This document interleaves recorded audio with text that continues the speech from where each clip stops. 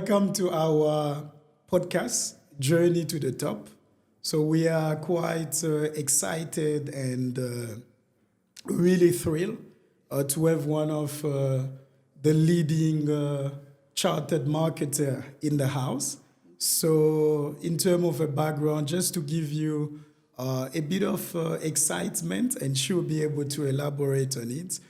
She's currently holding an MBA with Gibbs, and she has a management development program with the University of Pretoria, as well as recently an advanced management program with INSEAD, which is a well-known institution in France. And in terms of career, she's a well-known executive with experience in FMCG, fast-moving consumer goods, as well as telecommunication, and also currently where all our life revolves, which is the financial service. So with me this morning, we have the privilege of having Nthabiseng with us, and we are really excited to discuss about a journey to the top, and also unpacking about a passion about, she's very passionate about youth development and leadership, and also she will be able to provide some advice to aspiring leaders and also young people who would like to step into the field of marketing and also general leadership in general. So this morning, we are really excited and thrilled to have Nthabiseng. Welcome to our program. Thank you so much. I'm also excited to be here. Really excited, and thank you for honoring our invitation. So as you know, we really are focusing on aspiring leaders on the continent, and we believe that with your pedigree and what you have achieved over the year, should be a voice that inspires many. And that's the reason why we've extended the invitation, and we are super fortunate to have you here with us this morning. So I think without any delay, we just want to start with an exciting topic, which is purpose. And I can see that whenever I go through your profile and what you have achieved, there's a lot of resonance around purpose. I just want to understand, how do you define purpose? I think for me, it's your ultimate why. You know, why you exist and where the places where you feel you're going to have the biggest impact in all areas of your life, yeah? So for me, it really is about why, your biggest why for existing and doing the things that you do. Wow. Yeah. No, that's quite a good one. And then when we're talking about the why, how did you manage to find your why? And I think it's an evolving process. I think the why iterates as you grow in your life and you gain new insights about yourself. Yeah. But for me, I think it's just been a process of really identifying the patterns I've seen in my life in terms of when do I become the most alive, you know, what really puts a fire in my belly throughout various stages of my life, and trying to find a pattern between those things, like what am I doing, who am I being in those moments that really, really make me feel the most alive, the most impactful in my life. So that's been my process. Wow. But I think through processes of just reflection, you know, on your own, maybe with other people in terms of what they see. Sometimes it's easier to learn about yourself from what other people see about you, Yes, and can tell you about you, and really putting together those insights and joining up a story that you feel really resonates with you. I think that really has been my purpose in identifying the various areas of my life where I've really felt the most alive, the most impactful, the most connected to who I am, and how I've crafted why I feel I'm here. Wow, I think that's really fascinating. And you know, majority of the time, sometimes it may take someone a lifetime to be able to get into the purpose. Yeah. And then for us, we will really want to understand at what stage in your life and maybe when did you start really having a sense of purpose and a sense of clarity into your why and aligning it to what you do. Yeah. I think for me, probably throughout my upbringing, even in the formative elements of my life, Yeah. As a child, just looking at my background and how I grew up, how I was raised, and I mean, I was born to very young parents, so naturally, my grandparents were a big part of my growing up story. Who took part, but not just them, but a bigger village of whether it's my mom's sisters, uncles, etc., who all really played a role in terms of how I grew up. For the longest time, until I was about 17, I was an only child. Wow. Until my brother was born. So even my cousins, for example, played a role as being my siblings. But I always looked at the times when people would call on me, and generally those times would be either to help teach, other people, Wow. whether it's taking along students in a same level or class group or whatever that I may be in a particular subject. So those moments I always found, okay, I'm alive, I'm most impactful when I'm doing this, when I'm teaching. And teaching can take, I guess, various formats. Yes, It's not exactly. just in classroom, but when I'm sharing with people, that I get a lot of feedback about being a good, active listener for people. So I find people easily come to me to tell me all sorts of things. So there had to be something I had to learn about myself. Yes. And that level of approachability and my ability to maybe listen more deeply to people generally. Yeah. Thirdly, I guess, for me as well, is I knew from a young age that I had a big job to do. Wow. To take myself and my family out of the environment in which our lives may have started. Yeah. Which, very humble beginnings. Yes. Yeah. Some may call it poverty, but I think I had very hardworking adults around me Yes. who always gave me a sense of belonging and safety as a child. So I've always been very passionate about, regardless of people's circumstances, if we give them the right environment almost to be able to feel they belong, they can get help from other people, they have the aptitude and ability to learn in their lives, that they really can deliver much more exponential and impactful outcomes for themselves and the people around them.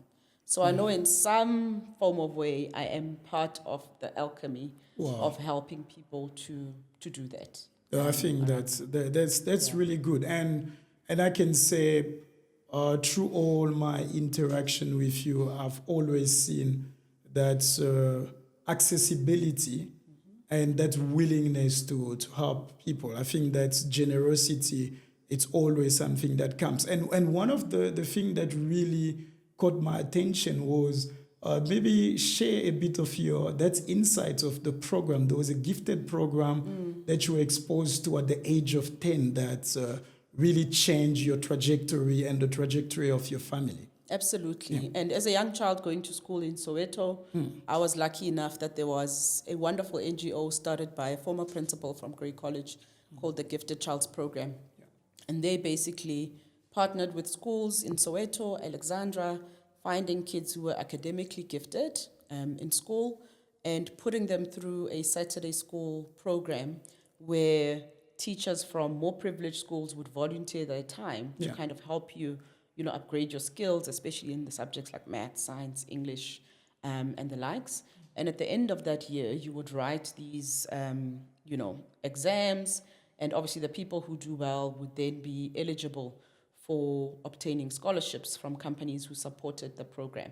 Wow. And I was one of those kids who then was awarded a scholarship to basically be able to go to one of the best private schools, in Johannesburg, for free, because my family could never have paid for that. I mean, my mom didn't have a job even at that particular time when I started at that school.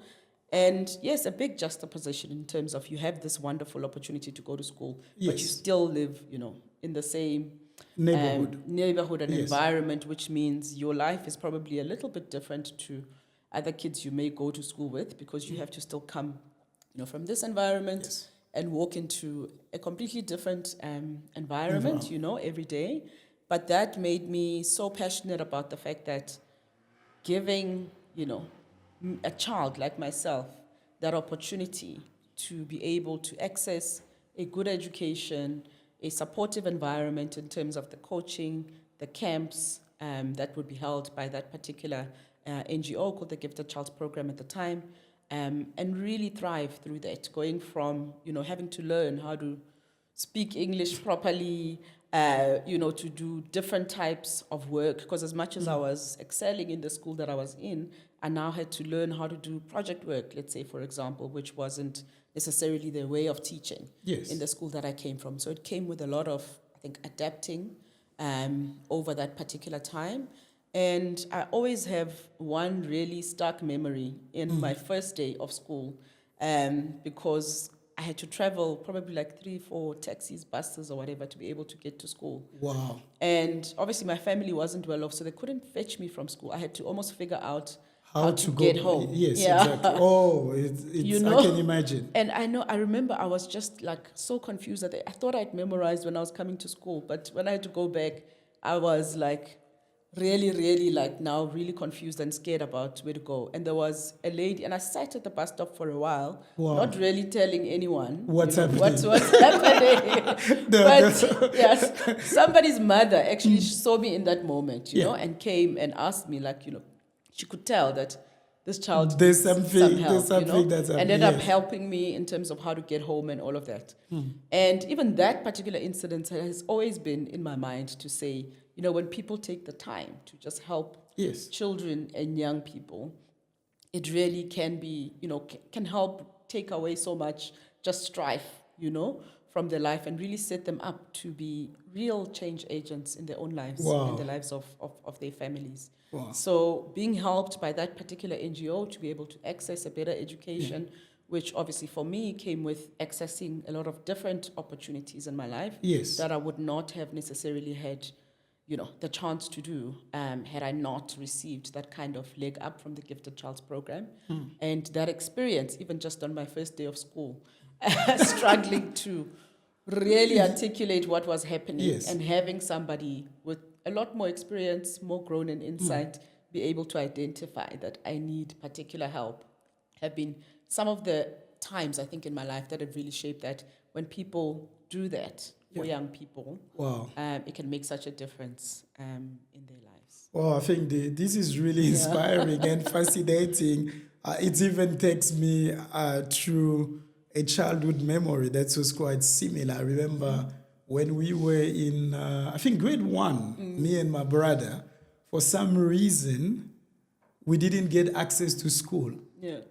And then, because we were not used to public transport, we walk. So from school, I think I was maybe around 5, somewhere there, and my brother was somewhere around 8. So we walked a very long distance. And everybody at school were worried where we were. Yeah. And on the other side, nobody knew at home where we were going. So it was quite, so I can remember that. And also shout out to Gifted Child Program and the many other great NGOs who are doing such a fantastic work, just to give that leg to people, youngsters, in order to achieve. Because we like you mentioned earlier, it takes a village to raise a child, and seeing the impact that they had in your life, in your trajectory, that's really amazing. And if we're talking about purpose, so if you have to advise a young person who's still figuring out what's happening in this space, what is the purpose, what is the why of the life, what are the elements, the practical tips that you can share with them that will get them into the purpose? I would say they mustn't obsess about, having a clear answer Yeah. right away. I think they should rather live their lives Yeah. in the best way they know how, but take the time in their lives to kind of meet with themselves, reflect around the things that really bring them the most joy, where they feel the most ease in waking up and going to do something, and where they feel they've been most impactful for themselves and for other people, or just the world and society around them. Just figure out the patterns, and eventually you'll come to something. But don't obsess about having one clear answer as a young person, because I think we grow and evolve, and even our purpose might find different expressions through different times in our lives. So rather be a pattern seeker. Wow. What are those things Yes. that create certain patterns for you, versus trying to just get to the answer of what's my purpose. Oh, wow. So really, I think I really like that, because sometimes the obsession of purpose makes one get into a place of sometimes depression. Yeah. Because you're waiting for an aha moment. And exactly. it must be some big epiphany and sound so wonderful, whereas it doesn't have to be. Yes. Keep it simple. Look at the things that are visible to you. Try and find out about the things that are not visible to you, because other people can also help you along the way. Yes, that's very helping important. you identify some blind spots, or maybe areas where you don't have enough grace for yourself to recognize where you're actually doing great. And just seek those patterns. And, the ones that are making you feel good, do them more.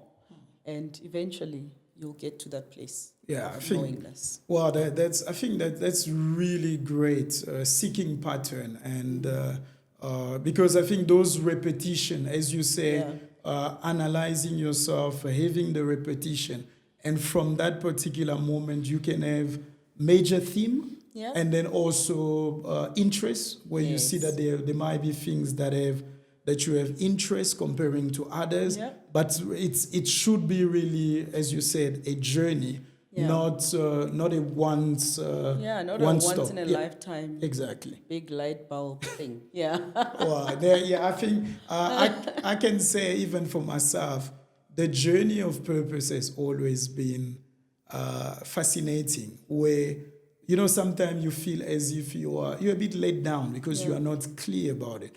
But I really like the fact that you said that let us not be obsessed. Let us have fun.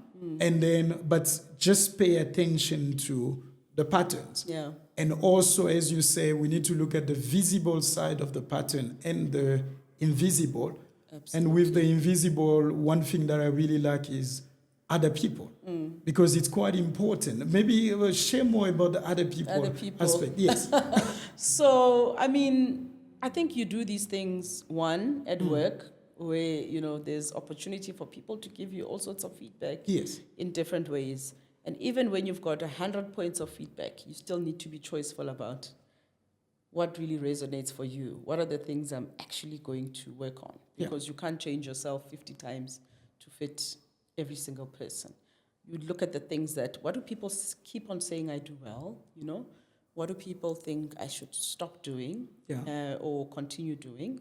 And you look at those particular patterns. I had the opportunity recently when I was on my AMP program at INSEAD to not only get those insights from the people that I work with, like my manager, my direct reports and peers and whatever, but to also be able to get that feedback in various almost insight-seeking surveys for myself personally, around in what way do I communicate, by answering a few questions in different surveys. There's a lot of these things. But the most amazing piece for me was that there was a section to receive feedback from your friends and family. Wow. Which is actually not something you ever ask for formally. And sometimes it's scary. When you are in that position, we're always scary about to say feedback. My husband, my kids, my friends, there's never been a time in my life where I'm sitting with my kids, maybe informally here and there, but where I'm sitting and saying, guys, fill in this thing, and it's a formal thing, and they really writing about what it is that they enjoy about you, where they think you could develop, what comes to mind when they think about you. And just those little things about what comes to mind when people think about you, how do you leave them feeling? And just having a little word cloud of some of those things for me was really, really powerful. Wow. I also, didn't realize how, my kids are young teens, how much they observe. Yeah, they observe. Yeah. True. The one that I expected to write the least is the one who wrote the most feedback, Wow. Yeah. So I think having those sort of things, and it was such a gift. I was telling my friends and my family as well, that most people can go through their whole lifetime without ever having a moment like that. Yes. Where your friends or your family stop and actually reflect about you and tell you what they think, you do well and what you don't. So I think just finding, doesn't have to be a formal survey or whatever than like I've done, but if you find areas in your life to be able to reflect by yourself and with others, and to keep putting, every time you do something, okay, this one is telling me about my personality style, it's one insight, that goes into your broader plan on life. You get more insights as you go along life, and you put them together and create time to meet with yourself and just reflect on some of those things, even if it's once or twice a year, where you block out the time to think about yourself, is really, really, I find helpful. Wow. Yeah. I think it's even myself. I really love it because sometimes we also afraid. I've seen it that we're afraid of feedback, especially feedback from the people close to us. Yeah. So as much as we want a balance, we need the balance of the people close to us and those who don't know. And then, but we really want to be in that position, as you say, of being observant, not being on the defensive, but more about putting yourself in an open position to receive feedback, because that feedback helps you on really your journey to purpose and identifying your purpose. And again, as you say, it is about finding pattern. Yeah. And you know that when you're getting the feedback, the repetitive pattern are able to give you those indications that maybe there's a pattern of being a caring person, a generous person, or maybe a pattern of heart that you are good at drawing. And these are patterns which is coming. And I believe definitely with the right training, it really sets you on that. Absolutely. And, wow, that's a good one. And then now, how do you, before I even give you an opportunity, really just to take us through your career journey, but now how do you align your purpose to your career? Yeah, I'm very lucky right now. And I'll start at the beginning, but I'm very lucky right now to work for an organization whose purpose I feel very connected to. Wow. But in terms of my career journey, starting off in just leaving university as a BCom economics student and joining a graduate management program, which a lot of people I think do, when they want to first break into the world of work. I was very lucky because I do think the first place you work has a big impact also on just your leadership identity. 100%. And I think I was really lucky to work at Mars, which was a family-owned business. But that stood out for me, not for, what a big multinational company they were, but for their culture, I think has been the most impactful thing for me that I've taken and has become almost part of my leadership identity. Because it was a very egalitarian business, which means people were equal. Wow. The CEO didn't have a special parking. They waited behind you in line at the tuck shop. Wow. They didn't have a special desk or office. Everyone was equal. Wow. They actually discouraged having, titles and things like that on email. Everyone was just seen as an associate of the business, and that's what we were called. We were all associates of the business. Your job title pretty much lived maybe externally somewhere where you have to explain or on your pay slip. Yes, but you were an associate of the business. And I think that shaped me so much in terms of who I am, because I'm generally a leader who engages in the same way with stakeholders across all levels. For me, people are equal. I don't respect the most senior person more than I do, the most junior person or whatever. Oh, that's amazing. Yeah, that I work with.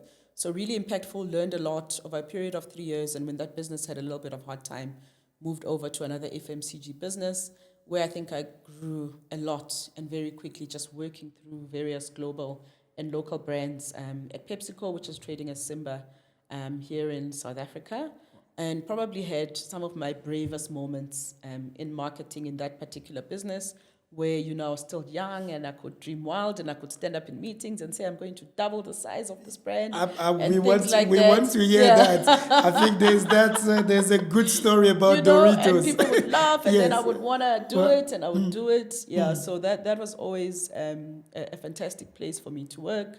And I made the decision to go and learn about a completely new industry when I joined Vodacom in Telecoms, which was a huge, cultural shift for me.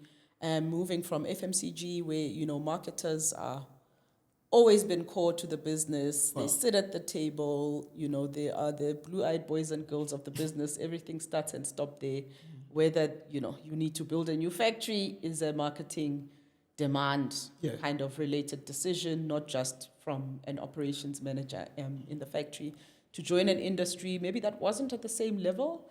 In terms of where marketing sat in the business, it was still on a journey, and those were companies that were built largely with success from just pure technology and product teams, and had really reached a level of saturation in terms of customers, and were now needing, that skill from FMCG marketers who are continuing to grow like 50, 100-year-old brands. To come into those businesses and land what they called segment marketing at the time. Yes. So fantastic learning for me there, working not just in a consumer business, but for the first time being able to lead the business from an enterprise perspective, where I looked after, small businesses, bigger corporates, public sector, marketing, which was something I hadn't done before. Wow. But like I always say to people, a great stepping stone again for financial services, because a lot of telecoms businesses do compete with, financial services businesses in some way or another. A lot of them have insurance businesses, lending businesses and the likes. So really, I think set me up well in also understanding what financial services was about. Wow. And I've found the move to financial services actually incredibly easy. And coming back to just my purpose and my work, where I work now at Nedbank, our purpose is really about how do we use our expertise with money to be able to deliver impactful outcomes in people's lives, for individuals, their families, their businesses, and society. And in a way that is also very similar to my own purpose. How do I use my innate gifts and talents to really deliver those impactful outcomes for me, particularly for myself, for my family, but also for young people in the society that I live in. And I think it's very important, because having clarity on that purpose from your organization is what you should be asking yourself as you do your work every day. Exactly. Whether you're producing a new campaign or you're building a new product, is it, really taking into account the best of our expertise, and what is the actual impactful outcome it's going to deliver, to person A or their family or their business, or just the society and the world that we live in. So for me, it's a great checkpoint that I'm on the right path with the work that I'm doing. It must always be answering to that particular purpose. Yeah, no, I think that's really awesome in terms of aligning your job to your purpose, because majority of the time we see is that when we are able to align our gifts, talents, which is part of our purpose, to what we do on a daily basis, we thrive. And some other people, they say you don't work. It's basically as if you're having fun, but but in that work environment. And then if we're coming into, I love one of the transition is you studying economics and going into marketing. Yeah. Share that transition. I was. And I mean, I'd applied for the graduate program because I thought, I wanted to just go and join a revenue management function or procurement function using my economic studies. Yeah. But what was really amazing about it is that they allowed you, the design of the program was such that you would spend time in various different functions. So I had to do some, yes, I could spend time, I think initially in trade marketing, and then I had the opportunity to move into sales, which I hated, but I know that I learned a lot, and I had to move to KZN, to do that part of my job.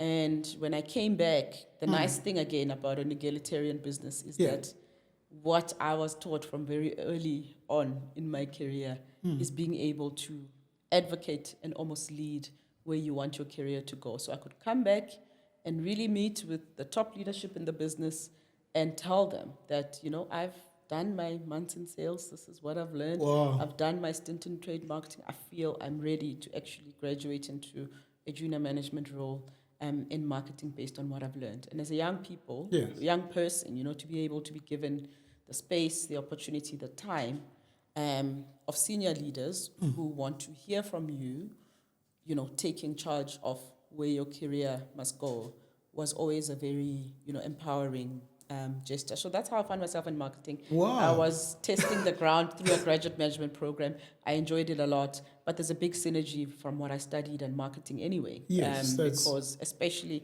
whether it's at macro level of economics, that's what impacts consumers.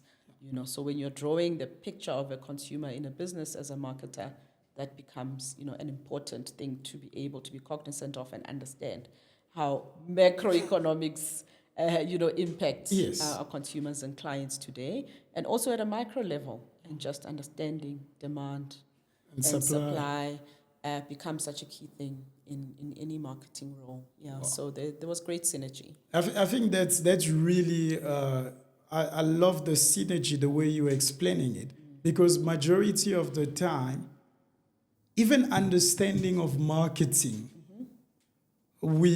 I had an opportunity to have a module of marketing, part of some of my training, and it was really an eye-opener to see all the components that are part of marketing.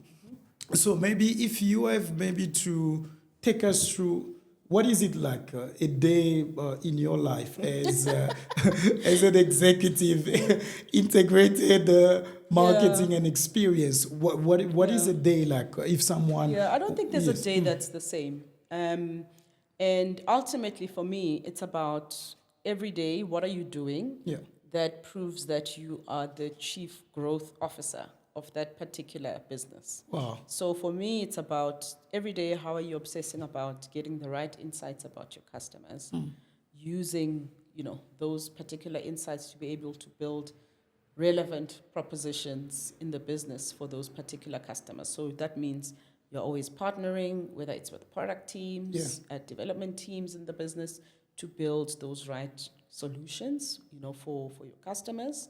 And really ensuring that over time, you're obviously keeping them satisfied. The more satisfied they are, the longer their lifetime value is for you and your business, and the more profitable, those customers become. And really going through that loyalty loop. How do you continue to reiterate and based on what's now relevant, for your clients? And obviously, there is a big storytelling and experience element that comes with, what do people experience at every engagement with your particular brand? Because ultimately, the brand lives in, your customers' minds. Exactly. We can write as much as we want, on paper and on bullseyes and whatever, but it's really about what people think and feel, about your particular brand or business. So I think my job is about that. In my current role, I lead big functions in digital marketing, everything from, channels, strategy and innovation, growth hacking, web, digital marketing experience, production, delivery. I also have a media team in my space that not only manages media but also looks after media performance, direct marketing, strategy and operations team, as well as the sponsorships and events team, who are the people who are seen as having a lot of fun. Yeah. But it's a lot of headaches as well. Yeah, in with the business. events planning, Yeah. and recently you had a major one, which Yeah. was also a great success. Yeah. So I mean, there is a lot of managing those types of teams in Yeah. terms of how are they codifying the right wisdom for the business as a center of excellence. Where do they flow into work? Operationally and in executing on the initiatives that we have. How do we measure? And report. How do we become a learning team? I always tell my team, if you're not changing anything from when you signed off the plan, then you're not learning. Yes. And especially in a digital and data-intensive world, there's so many opportunities to continually optimize and change what you're doing for it to be able to perform better. But at the end of the day, people are looking for us to be able to measure the value of marketing. So I think there's a big focus for people at my level and even more senior on that particular piece, making sure that the science of what we do is very visible, Yes. not just the art of it, that we're measuring, we're showing how marketing delivers value for the business. Yeah, I think I really love it, as you say, our marketing deliver value for business, because sometimes there's a bit of misconception on the role of marketing. And in terms of entrepreneurs, because one of the major thing that we're seeing, which is a great positive move on the continent, is really having entrepreneurs. And then what will be your advice to entrepreneurs in terms of incorporating marketing for the success of their business? I think it's very important. And yes, they may not necessarily right away be able to hire people in, various skills or whatever. But I'd say, spend your time either, whether there is, various groupings, forums or whatever it may be, where there are people who can lend their support or their thinking into your business, I think do it. Because for me, as I said, my job is to grow the brand and the business, is to do the right things. It's important that somebody's thinking about doing the right things in the short term, but also in the long term, to build the value of that business, the brand of that business in the long term, whilst you are, achieving your quarterly, monthly, or whatever targets in terms of growth. So I think that really is an important piece to think about in any business. Yeah. I think me myself being an entrepreneur and then understanding marketing, I really see it. And then if you have to talk about, for example, someone who need to get into marketing, what are those key components that set someone apart as they are starting their journey in the marketing space? I think you have to ultimately be curious about people's behavior, why they do the things that they do, You must be willing to immerse yourself in different environments. Not everybody that I need to sell a product to is going to look, feel, sound like me, Yes. So I have to have the aptitude to be able to learn about the different contexts of different people and what's relevant to them.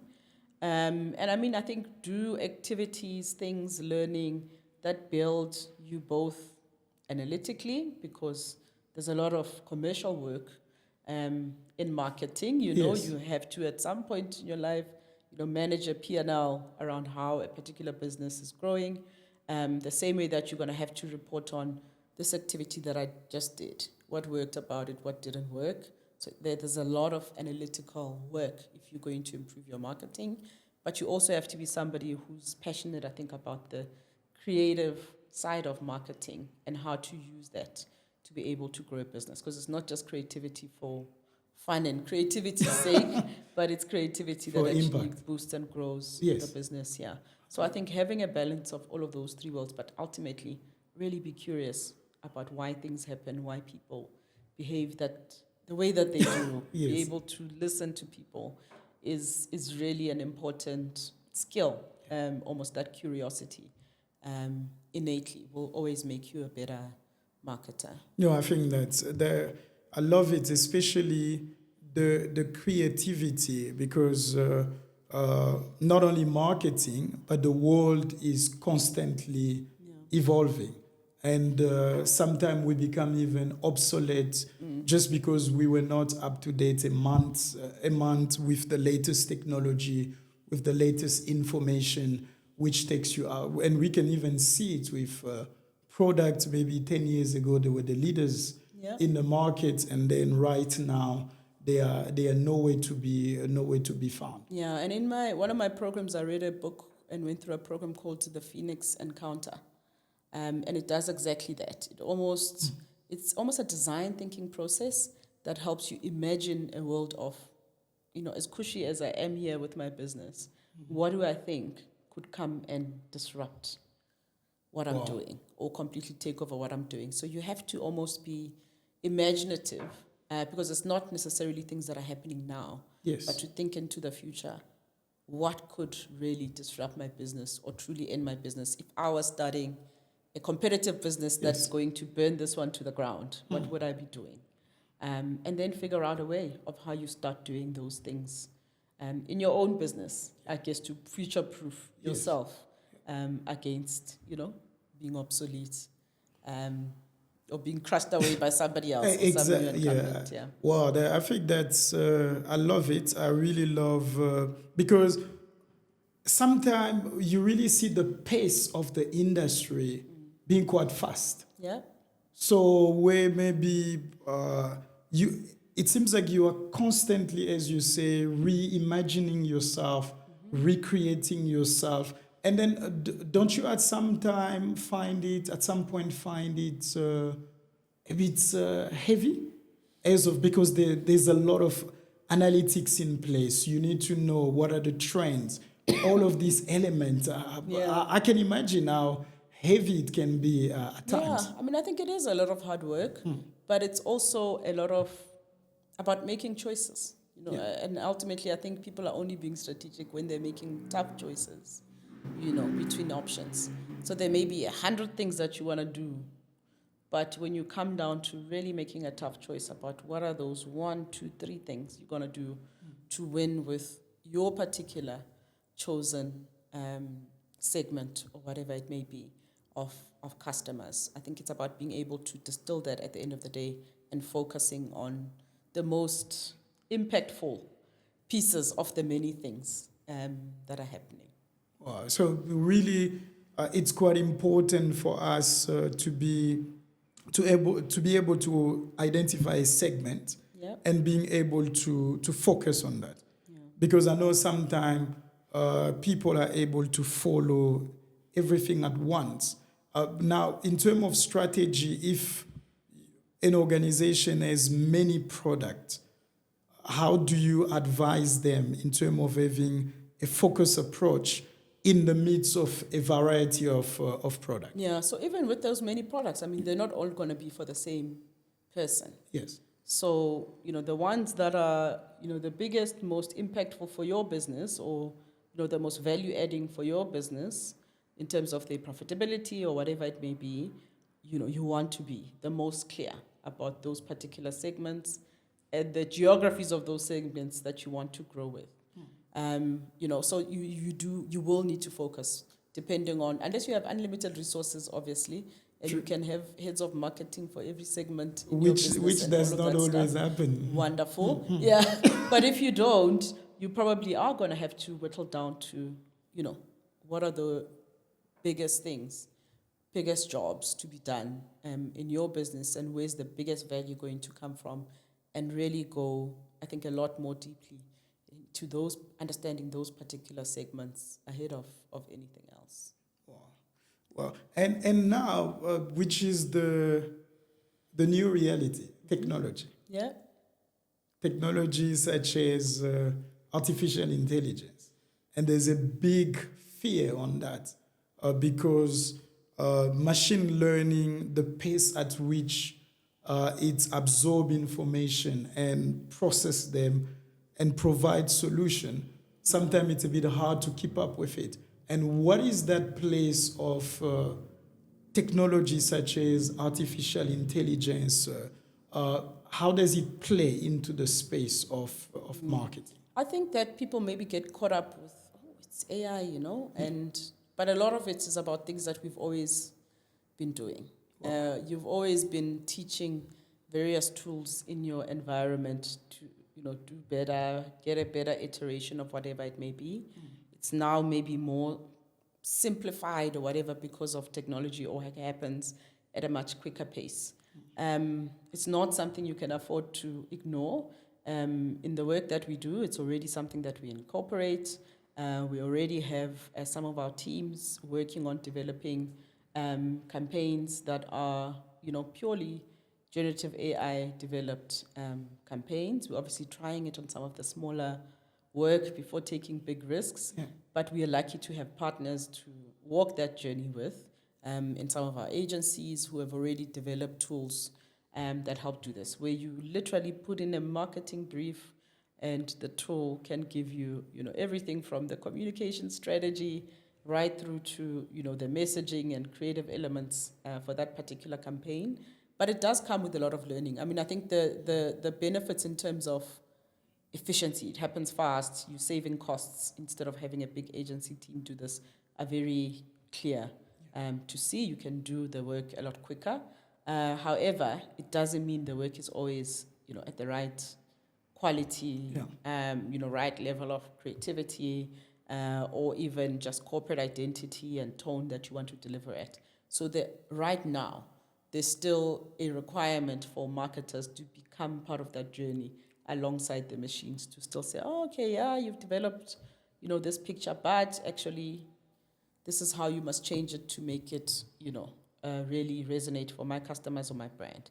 So there's still instances throughout that journey where people have to intervene, I guess, with the technology to teach it. Yes, but the more element. we do that, the better it becomes.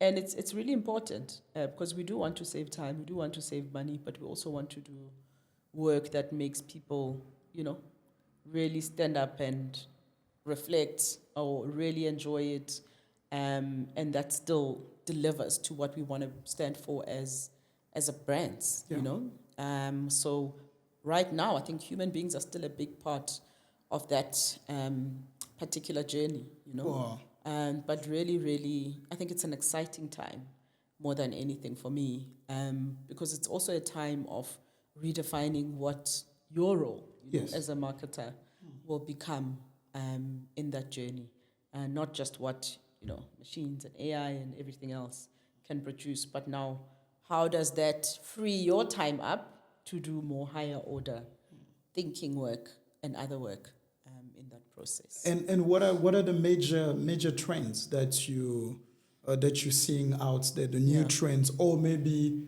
you are anticipating in the space of technology within marketing? I think definitely, obviously, generative AI and its role in terms of marketing work.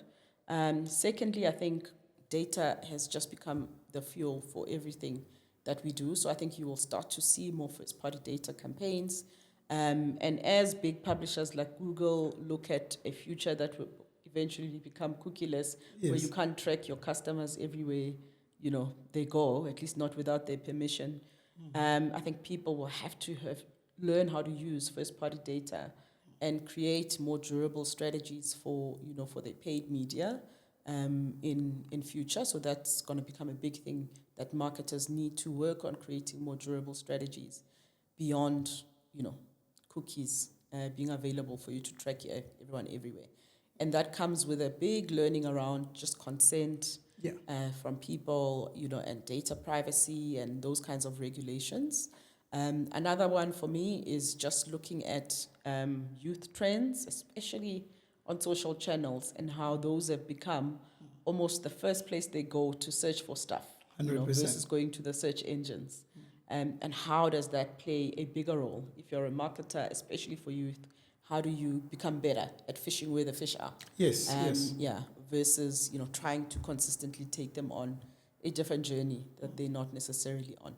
So I think those areas around generative AI, data, and just social channels for a different reason around search will become very important topics for us to be smarter, box smarter about, yeah. That's really exciting just to see what the future. And now, if you have to talk about some of the critical skills that aspiring leaders in the marketing space need to be aware of in order for them to remain relevant and fit for purpose for the future, what are those key skills that you think you can share with you can share with them, and that prepares them for the future of marketing in this technology-driven environment? Yeah, I think the curiosity is important.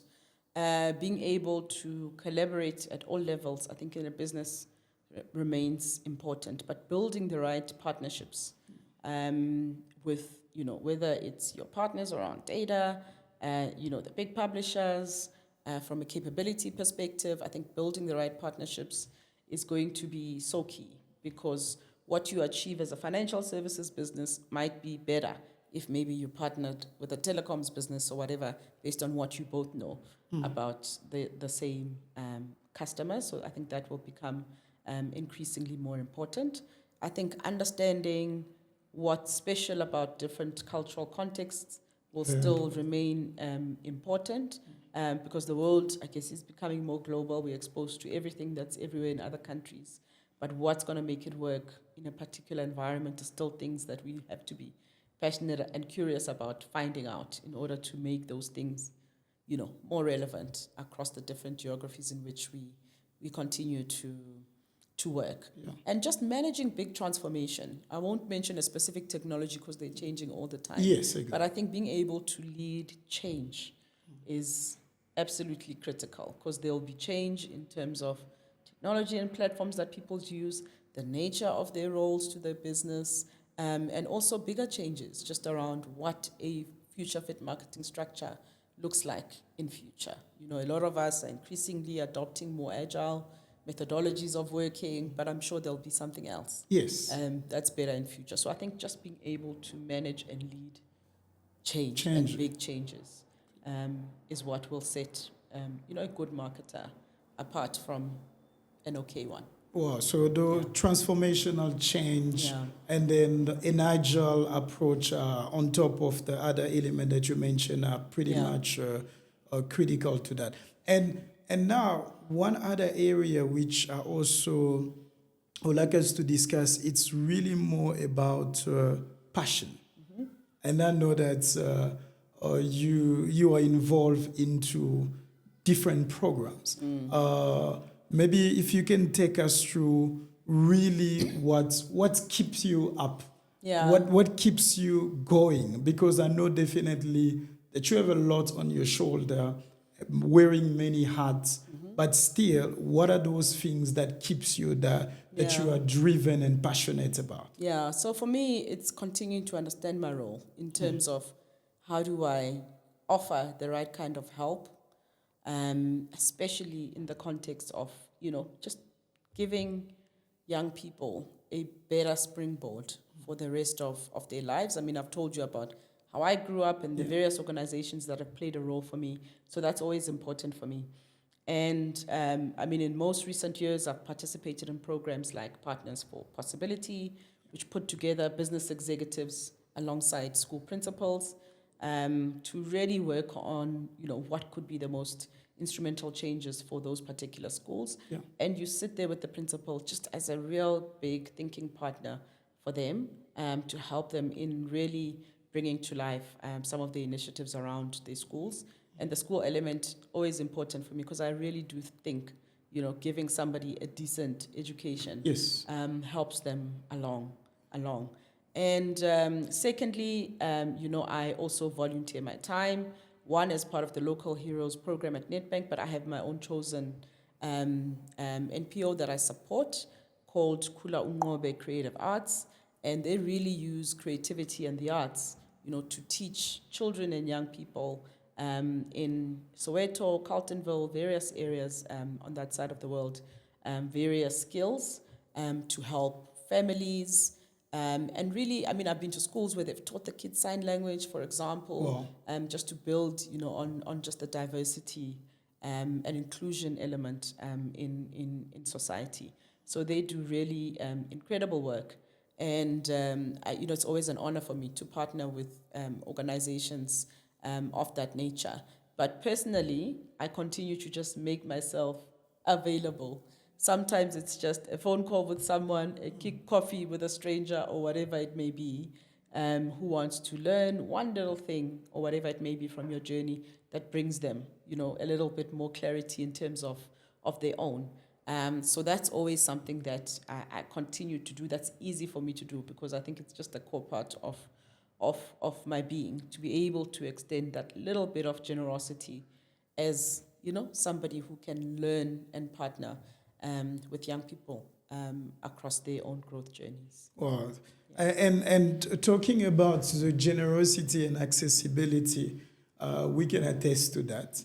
That knowing your agenda and how hectic it can be, you are really someone who always makes sure that you are able not only to grow in your own space, but to continue impacting others. We can definitely attest to that. And your partnership with Partners for Possibility, where you're connecting executive to school principal from the curriculum, because I know as well that one of the key things as well is our school curriculum. What will you say about that, especially in terms of where we are operating and even where we're going? What are those critical initiatives that you believe, especially that can be incorporated into our school curriculum and that can set our children for future success? Yeah, I mean, I think schools are already, from a government level, have changed a lot in terms of having more life-oriented skills also as part of the education program. I do always continue to think that, increasing levels of even physical activity and that type of education in schools is important. Obviously, as a banker, I think financial education and literacy is very important. But I think they should also continue to infuse elements of just being supportive around areas of well-being and mental health, also in schools, just seeing how much young people are exposed to. And I think as many lessons as they can get. I mean, I see sometimes maybe in more privileged schools where they have the opportunity to do programs that almost incorporate very real life into how they teach children skills about their future. Where I think they have a program at one of my kids' schools called Real Life for Kids, when they're still in primary school, for example, where they have to think about everything, where am I going to buy a house, what it costs, just real life issues. They'll come back and ask you very direct questions. How much do you earn? What's in your pay? How much tax do you pay? So they just start to understand real concepts about life that also help them have, I think, better quality conversations with their parents, maybe more realistic expectations around money and the rest of it. But I think they learn really valuable skills on just managing life, managing various crises that may come up during that almost edutainment way of learning. Yeah. Well, and really I know that there are many great works that are being done at school, and so shout out to all the school principal who are doing, giving them a shout into the great work that they are doing. And financial literacy, I know for a long time it has been neglected. And just being able to incorporate it. And also, as you say, one of the critical things, it's a situational environment where they are able to have a simulation of what the real life will be. Yeah. So I really like those type of program because it also helps them to understand uh, the impact of every subject into the bigger picture. Absolutely. And I think for me personally, anyway, what's always been the most impactful way to learn about money has been understanding my relationship with money. Yes. It's almost the psychological element. Why do I relate to money in a particular way? And I was very lucky when I moved to financial services to almost walk into a time, when they were working on, a program like this that moves beyond just saying, this is how you budget, these are your expenses, like the functional things that most of us actually do know, but maybe don't practice. Yes. And once you understand why you don't, and it's normally based on various elements of how you grew up, how you relate to money. For me, I understood my archetype around money was about being the carer, which meant it's somebody who's maybe had very humble beginnings. You might have felt in some areas of your life you've left other people behind, and you almost make up for it by spending, yes. And giving into every emergency and situation that's presented to you, to your own detriment, 100%. so that you'll give without any kind of boundaries. And just learning simple skills, I think, through that process that, yes, you can still be generous in your giving without putting yourself in a bad situation. So have a budget for giving, as part of your thing. Wow. And when it's done, it's done. Now, don't go over. Yeah. Wow. So just that little thing for me has made all the difference in that I don't now go over my boundary of where I've said, this is the money that I'm going to have for giving. Because that's how I talk to my kids about money as well. Yes, there's money to spend, there's money you must save and invest, and there must always be money to give. Because, there will be causes, people, family members, etc., to help with. But you must know what the money to give is as well, so that you don't. And that's what's helped me as a carer archetype. But there are many different archetypes and reasons for people to have the relationship they have with money. And once they understand that psychology, you're able to catch yourself when you're faltering. Yes, yes, I think that. But money management, as you say, it's critical. Yeah. And the advices that you share, even at our level, it's still applicable. Yeah. How much more if the teenagers, the young professional are able to apply it. And Absolutely. really what I really love, as you say, budgeting, being able to budget, because being able to budget, and also the sense of compulsory spending has really been a major issue for majority of us, as if you are trying to fight with someone in your mind to catch up with everything that you didn't have before. While life is really, you are not competing with anybody. Yeah. You are just living your own life, planning very well, and having, as you say, you need to have budget for spending, budget for saving, and budget for investing. So it's quite important that spending, saving, and investing to be part of what we do as the youngster and aspiring leader. Yeah. We really love the marketing. Yeah. And, and that reason is important, because Yes. in the same way that there's a reason why some people are scared to swim in the ocean, or they feel a certain way about being in relationships or falling in love, Yes. there's a reason why people have a particular relationship with money. So to my earlier statement about knowing more about those patterns for yourself, that's also a pattern that everyone should seek, the reason why they have a particular relationship with money. And half the time, it will have something to do with their upbringing and childhood. And once you know it, it's so much easier to free yourself from those shackles and rather use the positive elements of whatever has made you that way, versus the limiting beliefs. Yeah. Wow. I think those patterns, again, the patterns is coming because even, as you say, getting older, we do not forget those patterns. Yeah. So being able to look at your statement at the end of the month, understand your spending pattern, where's the money going? So don't be afraid to look at your statement and say, oh, why did I spend so much in this particular space? As much as it's hard, it's really hard. Hard to do, hard to talk about. Yes, so. but we really need to be comfortable. I think that's a great advice. And then as we are wrapping up, we're really enjoying our conversation and learning from you. Really appreciate Nthabiseng. And now, in terms of advice, what are the advices, if you can say, the key advice that you will give yourself if you were a young person, looking at yourself in hindsight? What are these things you would have said to the young Nthabiseng in order for her to have a great future?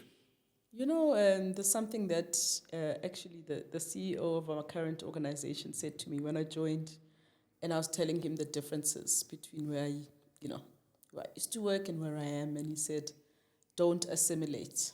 And I think that's the advice I'd give to myself is, when you reach new environments, new parts of your life, don't just assimilate to what you find there, Have the bravery to really change things that you want to change, understanding that you too are a powerful creator, as a human being. So I'd really advise myself to believe even more in my power and ability to create my life and not having to assimilate to things that I find in different spaces. Wow. Yeah. Authenticity. So really being able to bring yourself and don't assimilate. We really appreciate. I thought that we will be able to be here a bit long. Once again, we truly appreciate the time that we're having, and we appreciate all the audience listening to us because these are practical example and practical information that are relevant to what we do on a daily basis. And as a closing remark, would like to give you an opportunity just to have a closing remark or anything that comes to your mind that you believe that's very important. Yeah, I think don't be scared of getting lost along the way. That's also a part of, finding the right patterns in terms of where to go.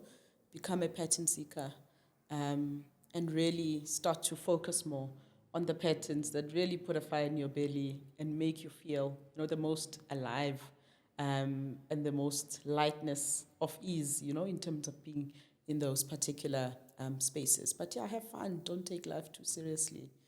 And remember, you're in charge of creating your life, including your career, your identity as a leader, and ultimately the footprint and imprint that you leave behind. Amazing. So have fun, learn as a leader, and be bold and courageous because the future is bright. So we've really come to the end of our session, and we are so excited and happy to have all the listeners. So please follow us on our website and all our social media page. And for us, it's an honor to have Nthabiseng part of this episode. And definitely, we will have more sessions based on your questions. So all the questions that you have, feel free to post them, and we will be able to share it with Nthabiseng. And as time permits, she'll be able to answer. So we really appreciate you giving us the time, and we appreciate having Nthabiseng. Thank you so much. Thank you.